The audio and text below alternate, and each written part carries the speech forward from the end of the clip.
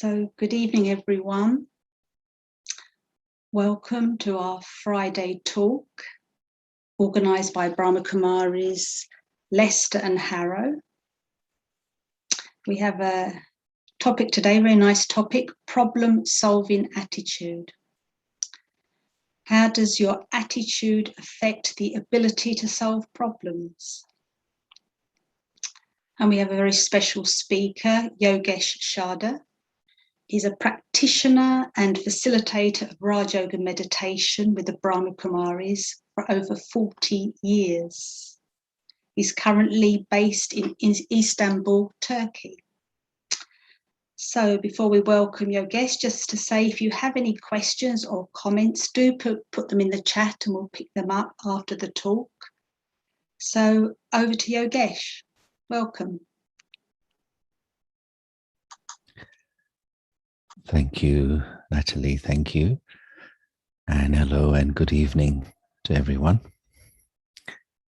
So yeah, as Natalie mentioned, that I've been in this study and practice of Raja Yoga, meditation and self-awareness for most of my life. And of course, when one builds this into daily life, then observing your mind and understanding your mind becomes a very interesting and entertaining thing to do.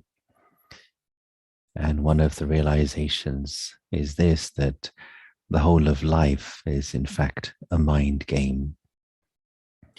Just as it is often said that sport is a mind game, especially individual sports like tennis, it's a mind game. Business is a mind game. Politics is a mind game. In fact, life is the ultimate mind game. And if we know how to take care of the mind, how to look after it, how to keep it healthy and strong, then we are able to better deal with the challenges and what we're calling as problems more easily. But yet, it is seen that most people give little attention to taking care of their mind and to their inner spirit. And most of their attention goes to the outer life. Physical health, of course, career, study, family, and so on. And yes, those are important, but there needs to be a balance between the outer life and the inner life in order to really feel that I'm living a fulfilled life. And so tonight the topic which was suggested to me was this, that attitude and how a problem-solving attitude impacts the way we handle life, we deal with life. And I suppose in a nutshell, I could say problems. What problems? Situations only become problems if we choose to see them as that. And you could also say, in fact, we don't have to face problems. We don't have to deal with problems. All we have to do is to work with our personal ability to be able to handle what there is in life. I'll go into some details, of course, but in essence, it's this, that we may not be able to choose what life is giving to us, but we can absolutely choose how we wish to receive that. And this is what creates all the difference. We mostly tend to focus our attention on what life is giving us. And sometimes we may complain about that. I don't like this situation or this person, etc. So when our mind is consumed by what we do not like about life, then we create a problem for ourselves. And the more we think about it, then an attitude is generated. An attitude is the result of repeated thought patterns. It creates an attitude within the mind. So rather than being consumed by what I don't like about life, let me instead be concerned with how I am choosing to receive this. Let me be aware that the meaning that I am giving to what is around me in life, that meaning is absolutely in my own hands. It is my choice how I wish to see situations, even difficult situations. And yes, we all have difficulties, but my approach, my attitude towards them will determine how I feel about them. So I've got a few ideas to share with you tonight, and also to show you one or two slides to help me to explain some of the concepts. So I'm going to share the first one here.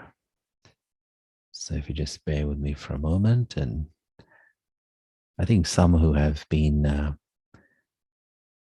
with me before may have seen this one already. Yeah. So basically, this is telling us that, let's make this a little bit larger. Yeah. So here we see two scenarios, scenario 1, and there is scenario 2. So on the left, we have you the individual, and next to this, we have a problem. And so a simple question, who is bigger? So as we can see in the first scenario, the problem is bigger than you. The problem could be something challenging in your life, something you're finding difficult to handle.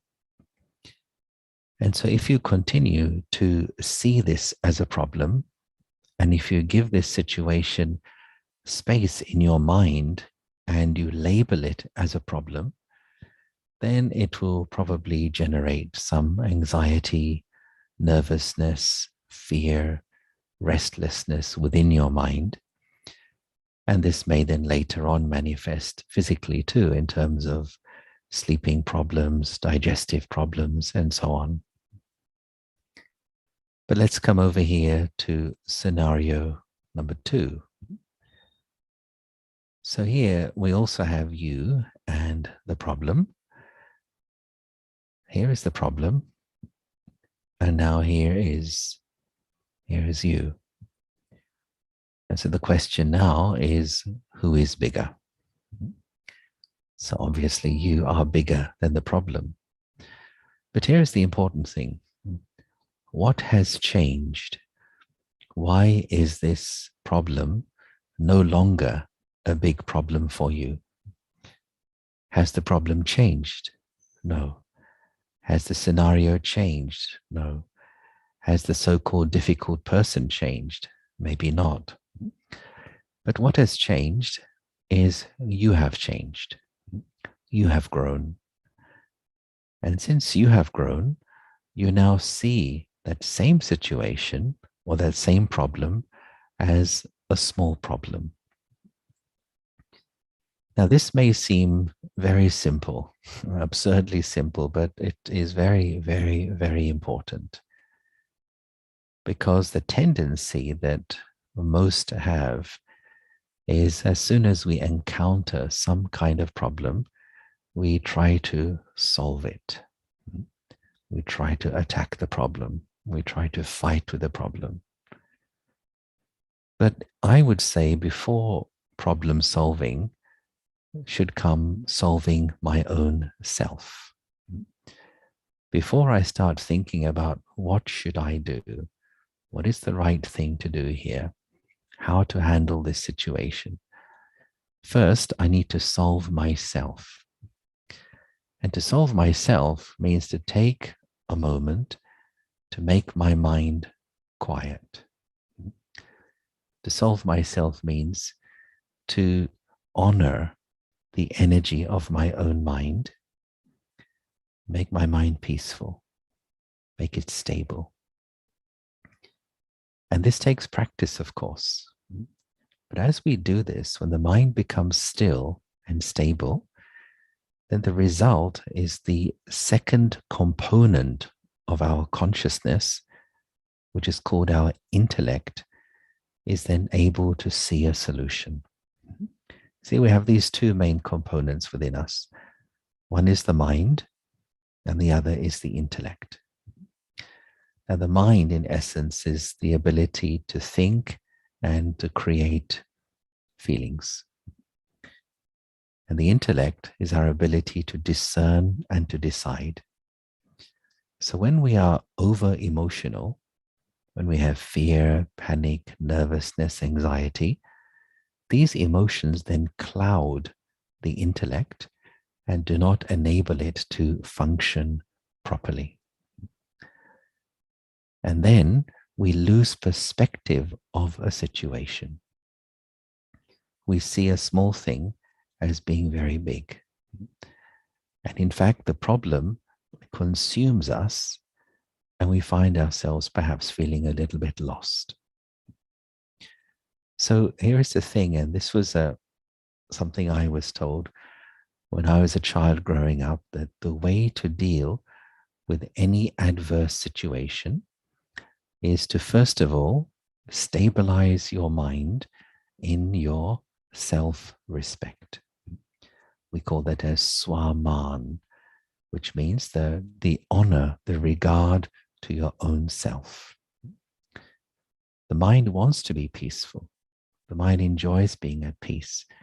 But I have to remind myself of that and take a moment to experience that. And that's really where meditation comes in. If we are in the habit of doing this, then the essential abilities of the intellect to discern, to decide, to understand, they work well.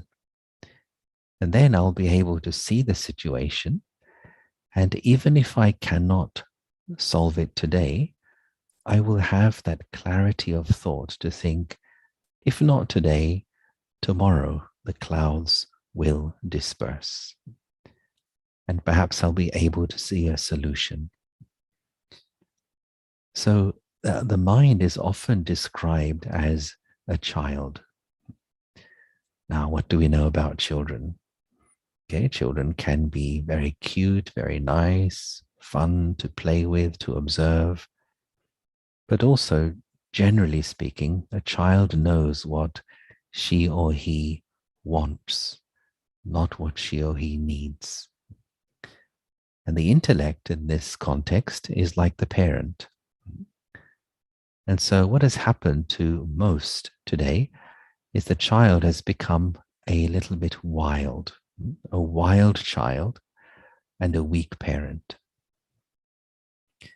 Now, can you imagine a wild child and a weak parent going to the shopping mall together? What's going to happen? The child is going to pull the parent all over the place. I want this, I want that, get me this, get me the other. And the poor parent who lacks authority is unable to control the mind. So in this context, how to control the mind so it does not create waste thoughts, negative thoughts, unrealistic thoughts, and further make a small situation into a huge problem. So the thing to do is not to work on the mind, but first to work on the intellect part. Feeding the intellect, supporting the parent, helping the parent to become strong once again. And as that happens, then the mind begins to listen. Now, question arises, well, how do you do that? How do you feed the intellect? And this is where really the whole study of Raj Yoga is concerned with two main things. One, as we've already touched on before, is the systematic practice of meditation, regular and systematic. If we wish to learn anything, regularity is an important part of the learning process. Because tomorrow I will build on what I learned today. And tomorrow's learning will then support the learning of the day after. So when it comes to meditation, generally there are two main camps, I find.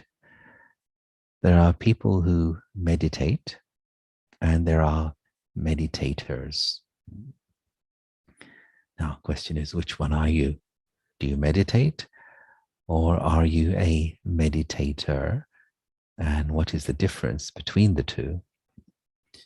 Well, there are many people in the world who meditate, and they may do it as a way to deal with stress, to calm down, to handle the challenges of daily life, to relax. And that can be fine for some people. But to be a meditator means that it's a lifestyle. And that means as you go through day-to-day life, one part of you is naturally vigilant and checking to see, what am I doing with my thought energy?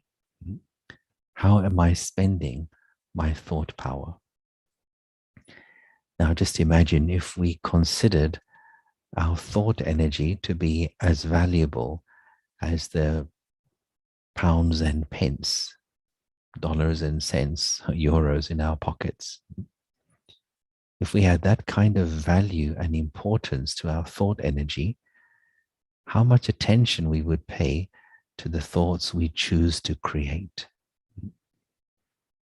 And in fact, I would say our thought energy is even more valuable than the money in our pockets.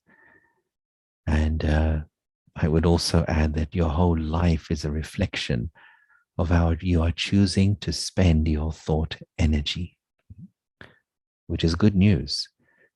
Because if you choose to upgrade the way you are spending your thought energy, things in your life will begin to improve.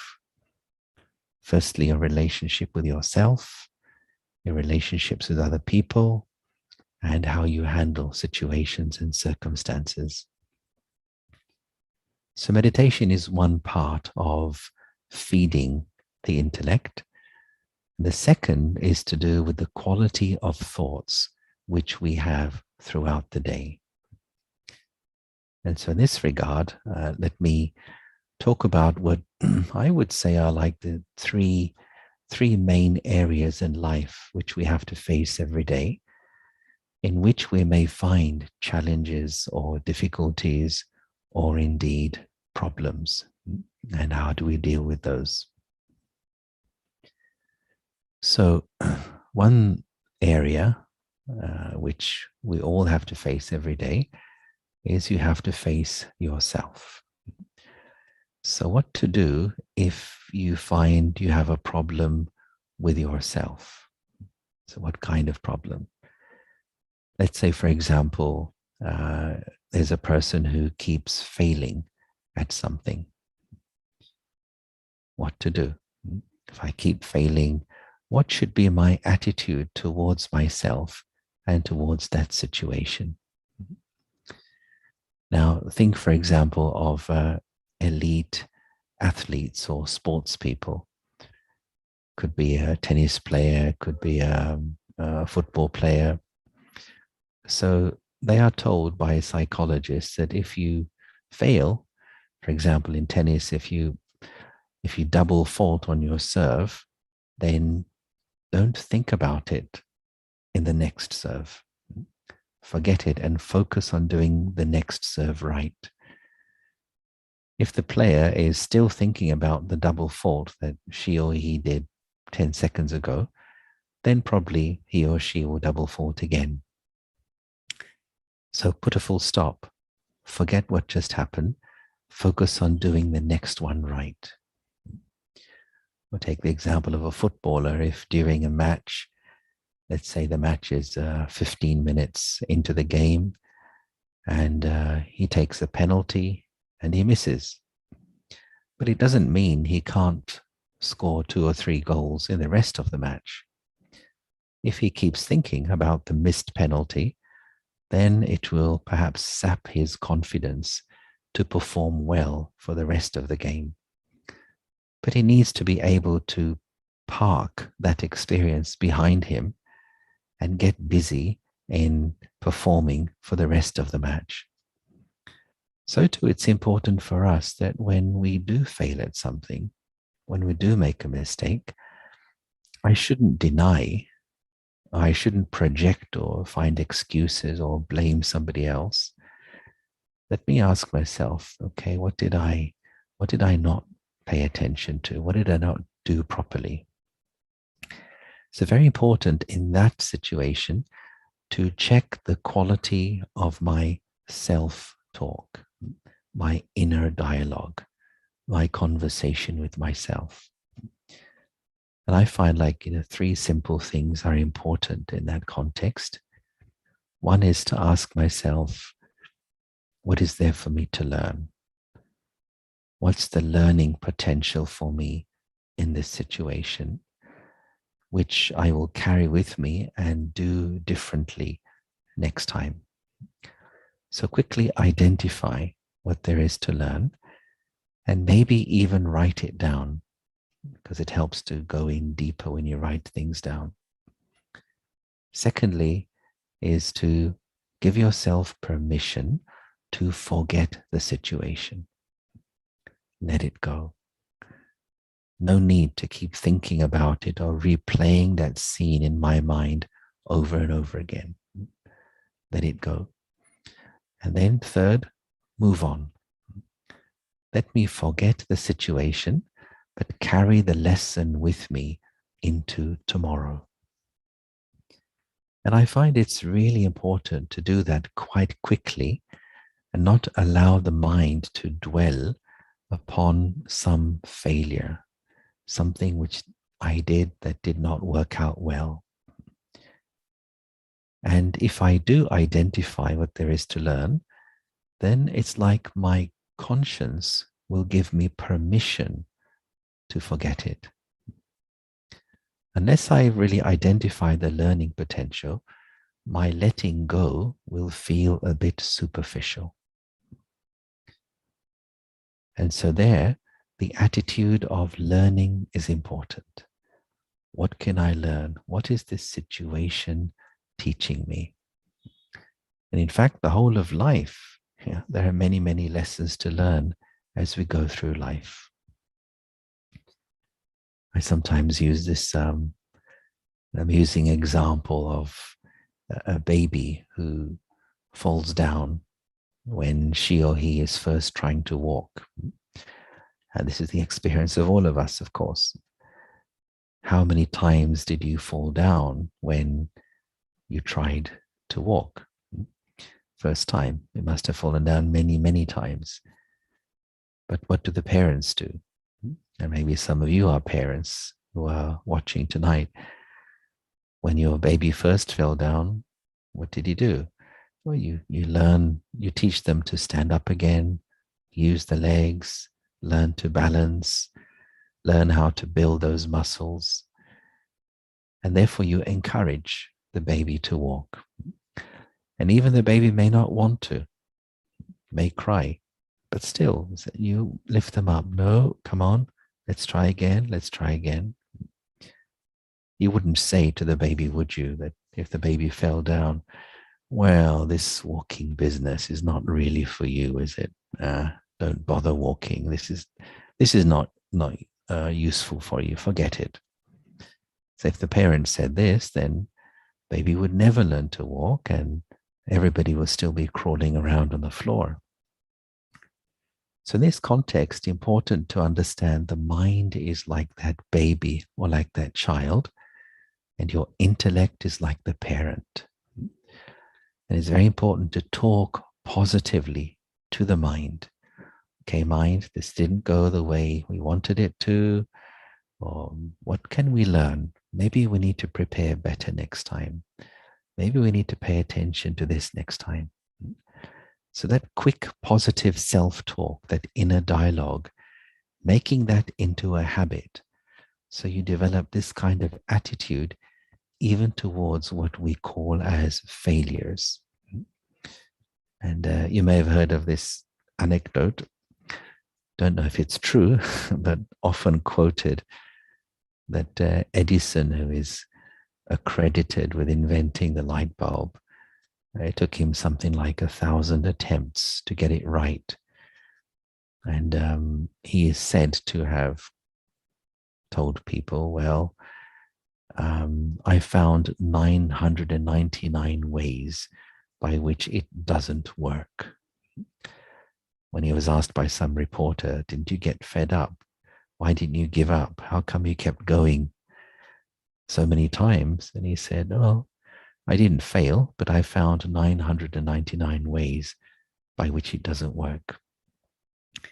So often quoted example when it comes to positive thinking and positive attitude, that even using my so-called failures as a step to take me higher and higher in my learning.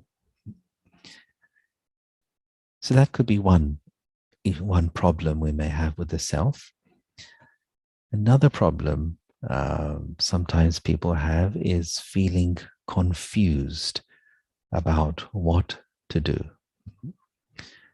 What to do? Which direction should I go in? What's the right thing for me? And I'm going to show you another slide here. Yeah.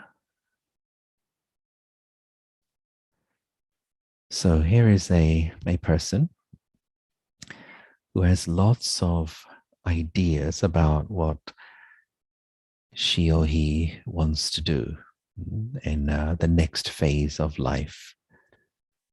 So each of these arrows represents an idea.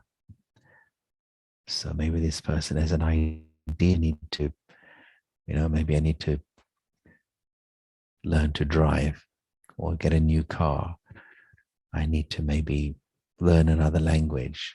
I need to move out of town, go somewhere else. I need to get some new people in my life. I need to change my wardrobe, change my appearance. I need to do something about my job. X, Y, Z, lots and lots of ideas. But can you see a problem? So problem, of course, is all of these arrows are going in opposite directions and they are counterproductive. So it's like the energy of the mind of this person is going in different directions.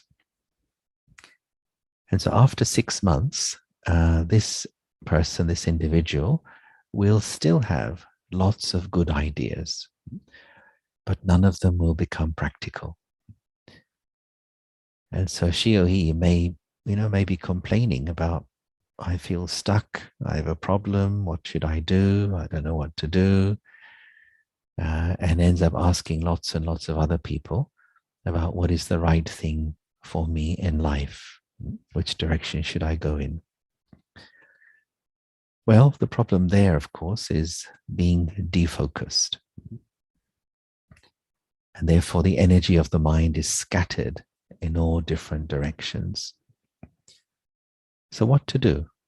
And I do find that in this world of today's where there are so many options, perhaps especially for the younger generation, it's easy to get confused about which direction should I move in. So here's the next slide, which can help us to deal with this. So here we are. Here's that same person. And now this person is not just moving in, but running in the right direction. And all of these arrows, all of these changes are still there, but they're all going in one direction. Whether it's the job changes, the house change, the friends, the car, the wardrobe, the language, or the new study, etc. But how come? How come all of these things are moving in one direction? It's because of this one big arrow here. This one big arrow has magnetized the mind and has caused all the energy of the mind to move in that one particular direction only. And this person has become focused. And success respects focus more than it respects intelligence. So there are many so-called intelligent people out there who may not be successful simply because they're not focused. And the opposite may be true as well. Maybe a person who's relatively unintelligent, let's say, in terms of IQ, but because she or he has a focused mind, is able to reach the goal and achieve results. And so the question arises, what is that one main big arrow which magnetizes the energy of your mind and makes it go in one direction? And that one big arrow is called having a sense of purpose in your life. Purpose is fundamental to being able to move in one direction. It's the thing which makes you focused. Where there's focus, there's determination and there's motivation. And so an important thing, I think, for every human being to reflect upon is, what is my personal sense of purpose in my life? Now, it's a whole different subject, of course. It's not our topic tonight. But I do believe it's very much part of having not just a positive attitude towards life, but also an attitude of exuberance, an attitude of joy, an attitude of meaningfulness in your life. And I also believe that discovering your personal sense of purpose in life, it's detective work. It's not creative work. It's not about creating, I should do this, I should do that. It's about listening to yourself, understanding yourself, joining the dots in your life and seeing a pattern forming. And what really helps with that is learning to build silent moments into your life. And I have found this, that whenever I may feel a bit defocused or disorientated, and therefore this causes maybe some changes in attitude towards life, this question is very useful. What is the purpose of my life? Why am I doing whatever it is I am doing? And only the individual can find the answer to their question. The answer is definitely there. And that's where quietening the mind helps us to listen to that inner wisdom. So these could be some problems with the self, failure and feeling defocused and confused. Then there's the area of having maybe a problem with other people in your life. You may find you have a personality clash with someone. It could be somebody at home, it could be somebody in the workplace. You may find so-and-so is a difficult person. So, do you have at least one difficult person in your life? Yeah, I think you probably do. We all do. What to do? Sometimes we say, oh, he or she just rubs me up the wrong way, just has the art of getting up my nose somehow. So what to do when we are faced with someone that we find as a problem, he or she is a problem? Well, again, the truth is he or she is not a problem, but the only problem is I need to deal with my lack of tolerance, perhaps, my lack of patience, perhaps, my ability to maintain my self-respect, perhaps, my ability to keep my emotional stability, perhaps. These are the things I need to work on, rather than being concerned about how rude that individual is, how condescending they are, or how disrespectful they are. The way somebody else is it's their business, it's their deal, it's the way that person is. Okay, we may want to help someone, but first, let me ask myself, what can I learn? What can I do to grow in that particular situation? And as I've mentioned, I do believe that in this school of life, in the university of life, the main thing we have to work on and learn is what we may call as life skills or virtue. In some situation, I need to work a little bit more on my tolerance ability. And somewhere else, I need to develop a bit more patience. With some other individual, I need to focus on learning how to forgive and to forget. These life skills or these virtues are the highest form of learning or education. And if I'm aware that this is the message that life is giving to me at this moment, my whole attitude towards that individual will change. I won't think of the person, but I'll think of the lesson that life is asking me to work on. Now, this we describe as having your third eye open, the eye of awareness. When your third eye is open, you don't just focus on what you see with your two eyes, but you focus on what is invisible as well. You focus on what life is bringing to you to enable you to mature, to grow, to develop as a human being, to grow spiritually. Now, generally speaking, most people's third eye, as it were, is closed. Therefore, they only relate to life in terms of what they see and what they hear, largely speaking. And therefore, well, there are sometimes clashes with people. Sometimes they get along well with some people. Sometimes with the same person, they have a problem.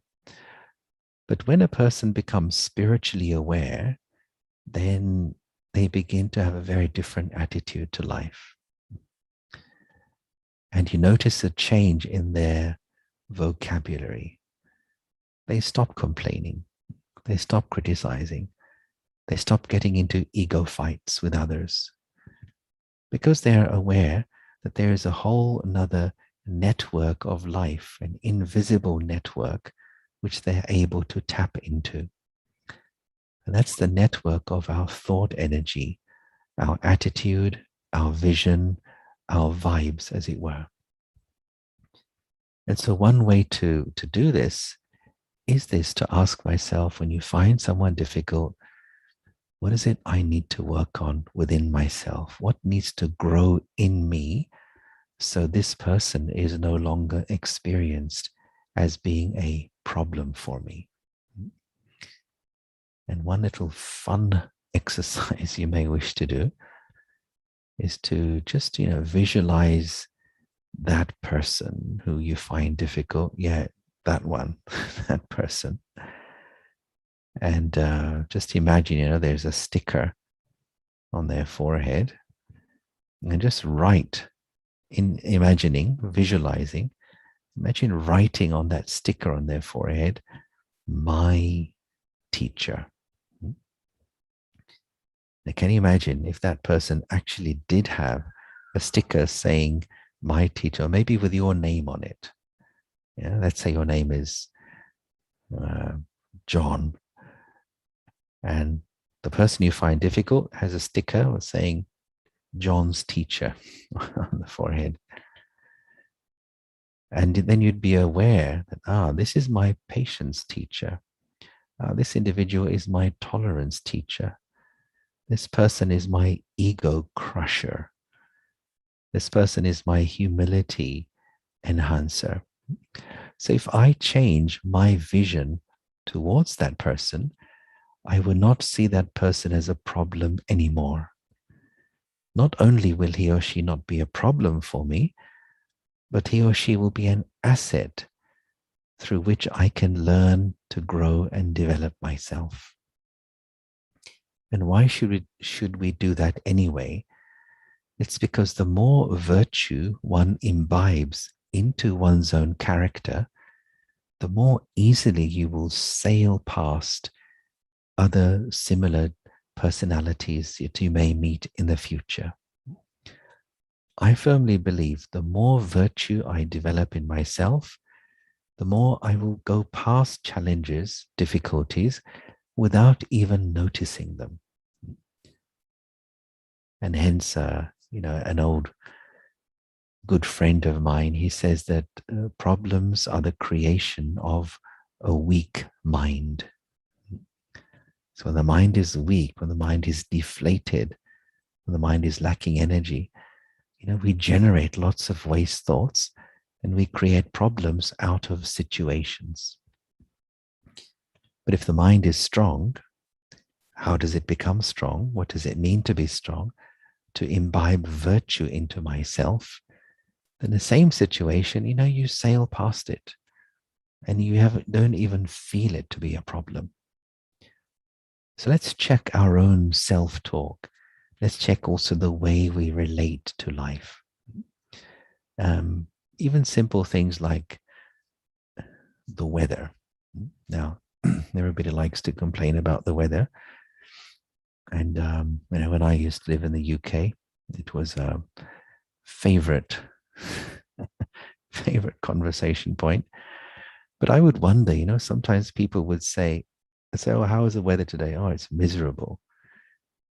And I would think it's not miserable. It's raining, but you're being miserable. The weather isn't saying, I am miserable today. It's just raining. The ducks are happy, but it's my attitude, my approach to it that might make me feel miserable. So it's just an example of certain tendencies we develop within ourselves. And we don't realize we're creating those attitudes, not just to the weather, that's, maybe more of a light-hearted approach, but to everything in life. And so here, I'd just like to share a little analogy of your personal tree.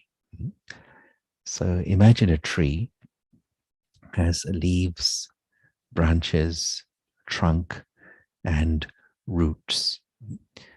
So in this context of your personal tree, the leaves are your thoughts and your feelings. Now, where do they come from? They come from branches. And the branches are the patterns of thinking that you have developed over time based upon certain beliefs. Let's say your inner patterns, the way that your thought energy is working.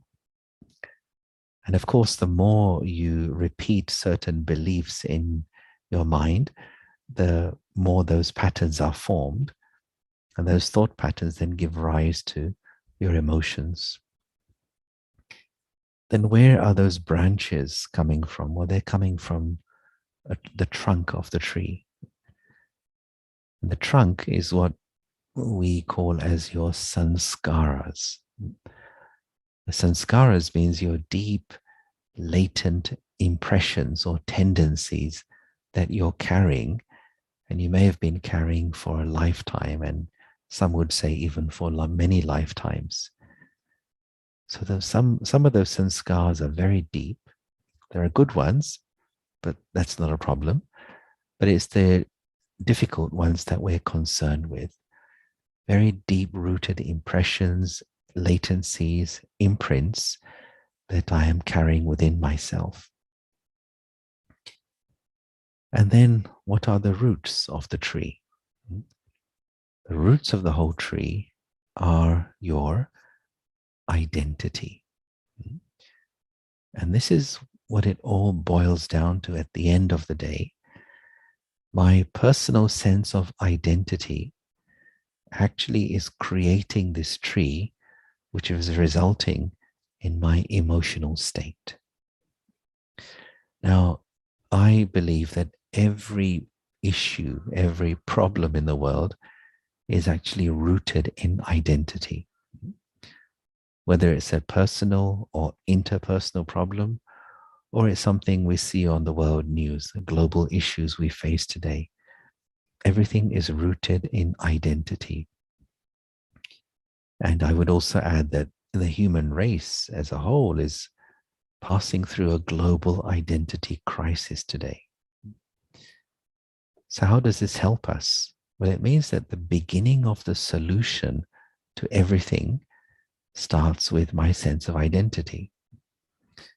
We can, of course, just work on our emotions, and that's fine too. That can help us a little bit. But if I really want to become free from negative thought patterns, from deep-rooted emotions which may be coming up, I really need to explore my sense of identity. And in this regard, I would say the way that you're answering the question, who am I? The answer you're giving to that is also then generating your entire life experience. And as some of you would know who've connected before with these talks, the beginning of the solution to everything is exploring spiritual identity. And for us, it's a very simple sentence, and that is, and I am a spiritual energy. I am the inner being of light. I am the soul, that spark of living energy in the center of the forehead. And to add to that, we also say peace. I am a peaceful soul. I, the soul, my nature is peace. So when my thinking is rooted in this, when this is the awareness in which I live, then I begin to refine or heal the trunk of this tree, which then also is going to impact the branches, the thought patterns and the attitudes I've created. And that's going to then also change the leaves of the tree, which are my emotions. And that's why I believe it's really important for everyone to bring spiritual awareness, meditation, and spiritual study really to the top of our priority list. And then, you become what we term as the embodiment of solutions.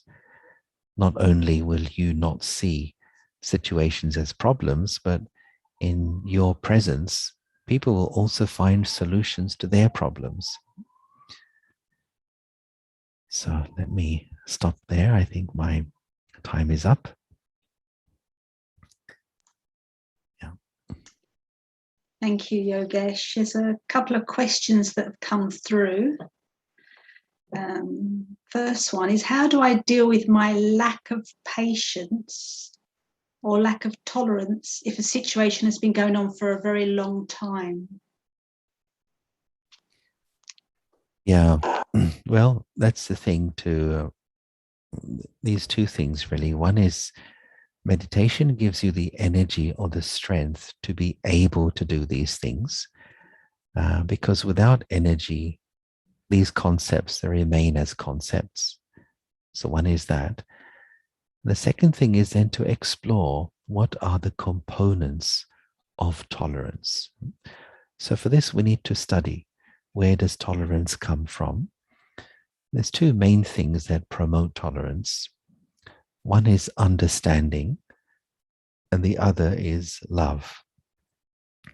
So for example, let's take the example of a parent and a young child. The parent will be able to more easily tolerate the child because there is love for the child rather than other people. And also understanding, if I am finding a person challenging or difficult, if I understand something more about that person, why that situation is like this, why he or she behaves like that, it'll change my attitude towards that individual. Let me give one little example. Let's say you're in the street, the high street, and you see some guy from the distance walking in your direction, and he's shouting and swearing and hurling insults at you.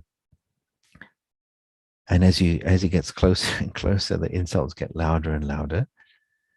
And you may feel a little bit, irritated with what he's saying, but then you also notice in his hand, he's carrying a a half-consumed bottle of drink, of alcohol. So you realize he's drunk, he's out of control. So would you argue with him? Would you debate with him? No, because you're aware he's under the influence of drink. He doesn't have control over his senses. So that allows you to change the way you feel about that person. The same way, when we find somebody a bit difficult, he or she may be under the influence of ego. He or she may be consumed by jealousy or by insecurity. So when we are aware of this, it helps us to not take things personally. And therefore, our tolerance increases as we're not taking something personally.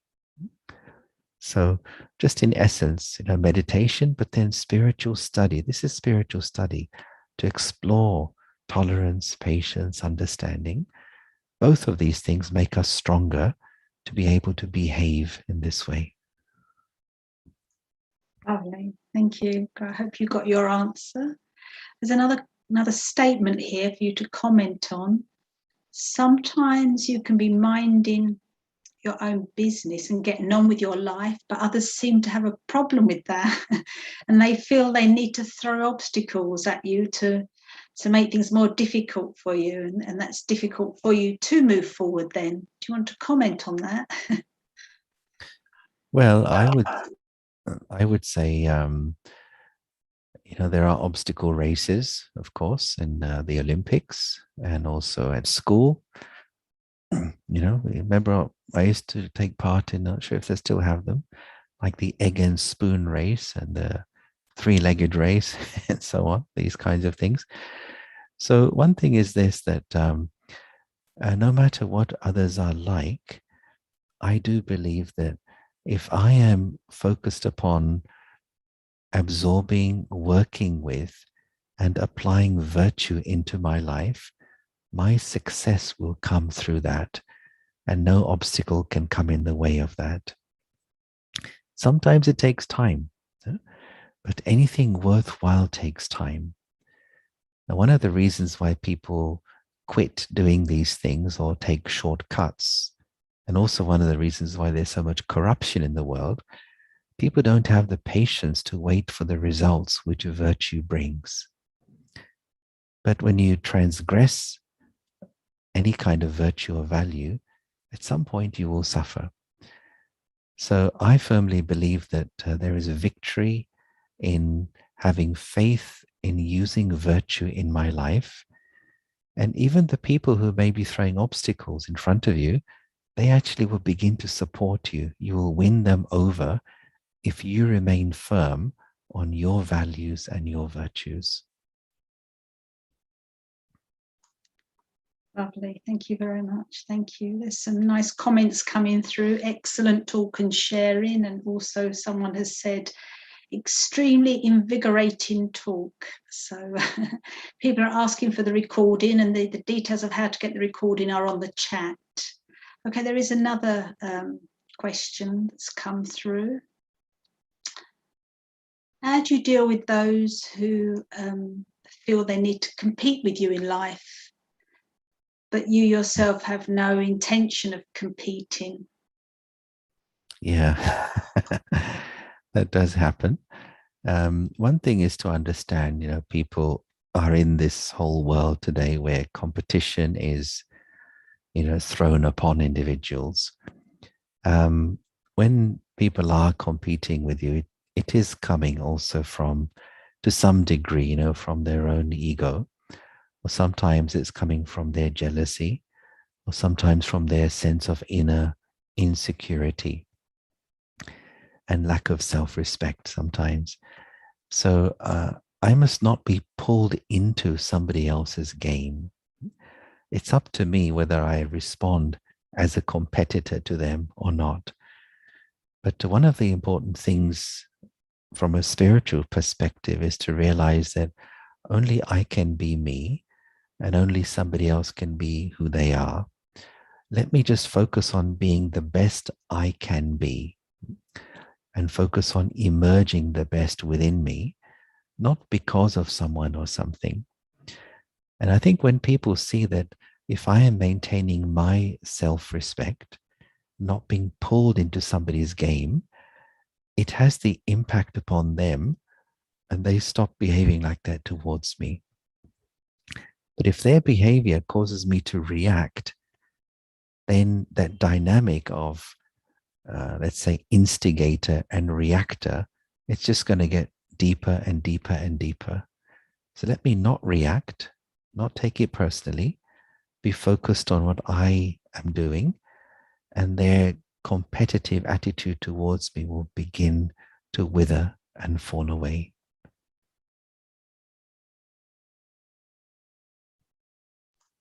Great, thank you. Very, very good.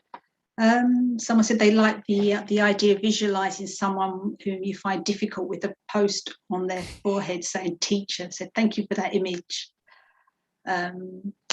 Okay, we have another question that's just come through. If in a few minutes you could just answer. You mentioned purpose. Could you say more, please? Would it be personal or something in life? Would it be what, sorry? Would it be personal? Let me just go back, sorry. Would it be a personal purpose or something in life? Okay, I'm not quite sure of the question, but I can try and answer it. I do believe that everyone has an individual sense of purpose. Purpose is always something you enjoy doing, and it's always something in which you have some ability. So for some people, for example, their sense of purpose may be to be a bridge to connect people together. Other people's sense of purpose in their life may be, to work with animals, and they're very good at that. Other people may do things with children. Other people may be very good in working with technology. Purpose is always something which is of service to others. It will help others, and you will really enjoy it. Some also describe this as finding your vocation in life.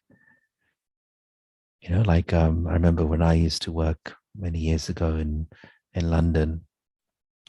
It was in an office, and there was one guy. He was just doing clerical work, but he was always, like drumming with his fingers on tables and on cabinets and so on.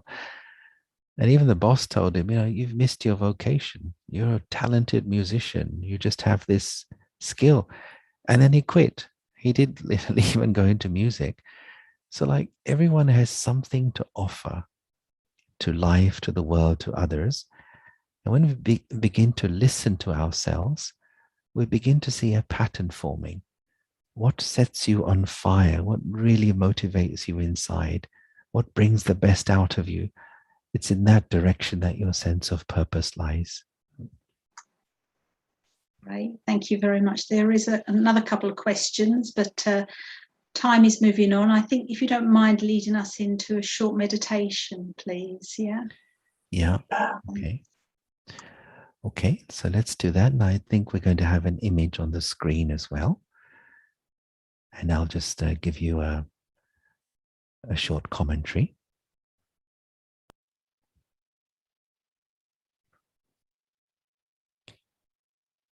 So if this is new for you, and if you're sitting on a chair, just try and have your back straight, your feet on the floor. And if you wish, you can just have your eyes half open, or if you prefer to have them closed, you can do that too. And so there is a world outside of me. It's the world of movement, the world of sound, the world of action.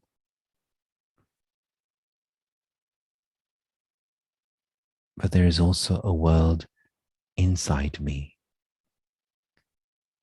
the world of my thoughts, of my feelings, of my experiences.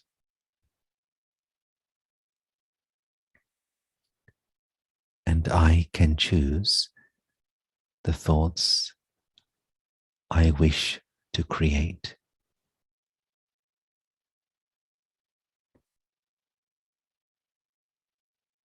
And so let me start with the thought about my own self.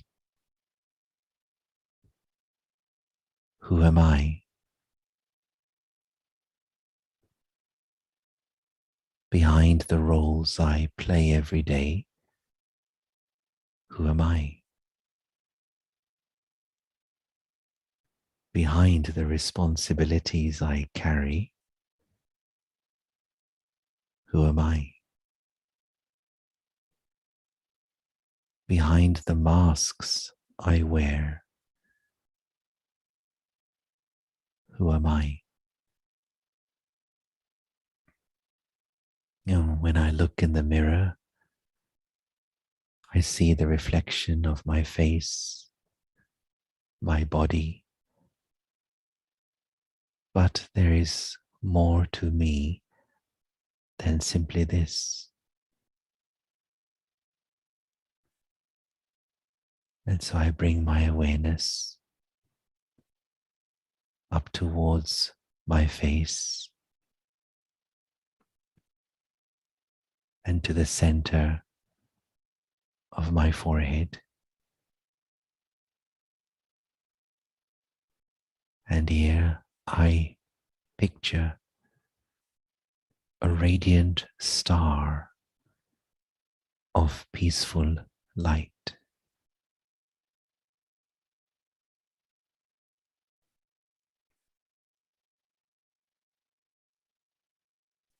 This wonderful star of peace in the center of the forehead. This is the soul. This is me. This is I, the eternal self. I am light. I am eternal. And I am peace.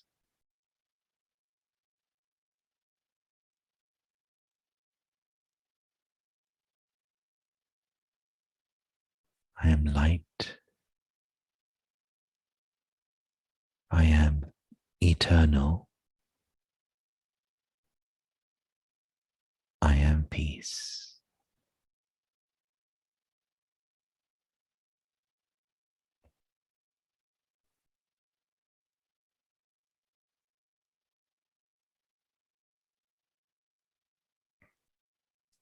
Let me be with this feeling for a moment.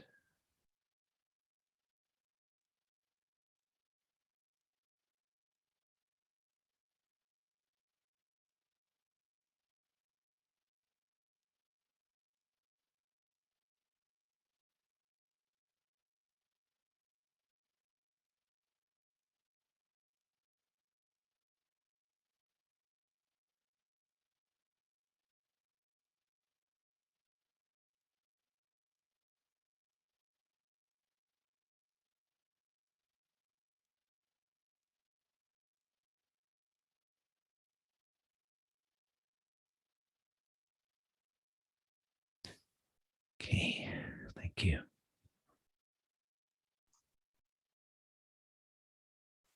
So thank you, Yogesh, for some of the comments. Interesting, enlightening, invigorating, and soothing talk. That was some of the comments. So thank you very, very much for this evening. A couple of things I'm going to take away was virtues are the highest form of education. Another statement I liked, the sense of purpose brings focus and determination. So lovely. Thank you very, very much.